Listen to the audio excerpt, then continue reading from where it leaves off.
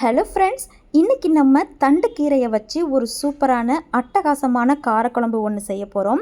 இது எப்படி செய்யலான்னு வாங்க பார்க்கலாம்.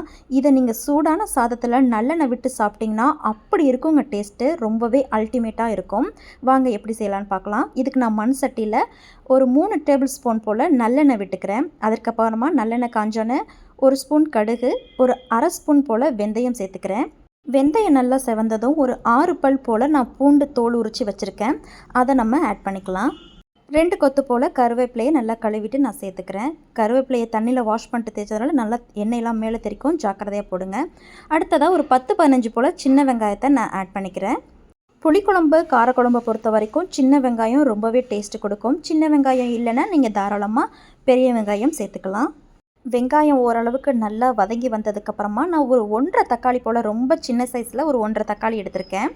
அதை நம்ம ஆட் பண்ணி கொஞ்சமாக உப்பு சேர்த்து நல்லா இதை வதக்கிக்கலாங்க. வெங்காயமும் தக்காளியும் நல்லா சுருள வதங்கி வந்துடுச்சு. இந்த ஸ்டேஜில் நம்ம காய்கறிகள் சேர்த்துக்கலாம். முருங்கைக்காய், கீரை தண்டு, அப்புறமா மாங்காய், ஒரு 2 கத்திரிக்காய் நம்ம சேர்த்துக்கலாங்க. காரக்குழம்புக்கு இதை மாதிரி செஞ்சு பாருங்கள், ரொம்ப டேஸ்ட் அவ்வளோ சூப்பராக இருக்கும்.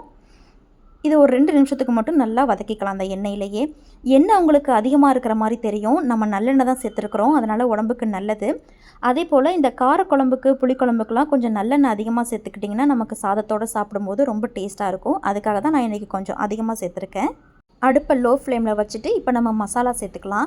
ஒரு 1/4 டீஸ்பூனுக்கும் கொஞ்சம் அதிகமாக மஞ்சத்தூள் சேர்த்துருக்கேன். தனி மிளகாய்த்தூள் ஒரு 2 ஸ்பூன் சேர்த்துருக்கேன். அடுத்ததாக நம்ம வீட்டிலையே அரைச்ச குழம்பு மிளகாய்த்தூள் ஒரு 3 ஸ்பூன் போல் சேர்த்துருக்கேன். இந்த குழம்புக்கு தேவையான உப்பும் சேர்த்துக்கிட்டாச்சு.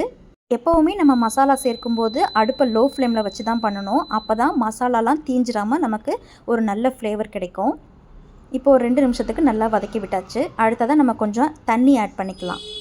ஒரு அரை கிளாஸ் போல் இப்போ நான் தண்ணி சேர்த்துக்கிறேன். அடுத்ததாக புளி கரைச்சி அந்த புளி தண்ணி ஊற்றிட்டு தேவையான அளவுக்கு நம்ம தண்ணி மறுபடியும் ஆட் பண்ணிக்கலாம்.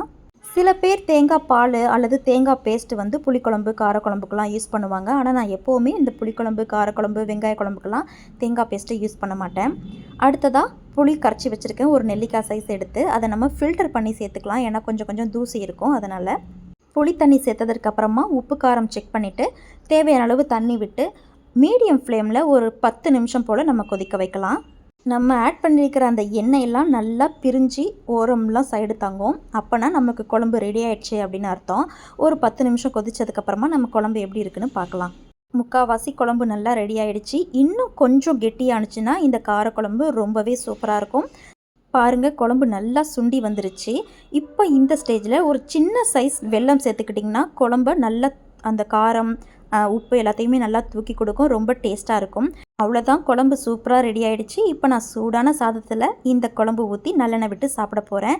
நீங்களும் ஒரு முறை இதே போல் ட்ரை பண்ணி பாருங்கள். எப்படி இருந்துச்சுன்னு எனக்கு கமெண்ட்டில் சொல்லுங்கள். பார்க்கும்போதே சாப்பிடணும் போல் ஆசையாக இருக்குல்ல? கண்டிப்பாக ஒரு தடவை செஞ்சு பார்த்துட்டு எனக்கு கமெண்ட் சொல்லுங்கள். நெக்ஸ்ட்டு ஒரு வீடியோவில் பார்க்கலாம். டாட்டா பாய்.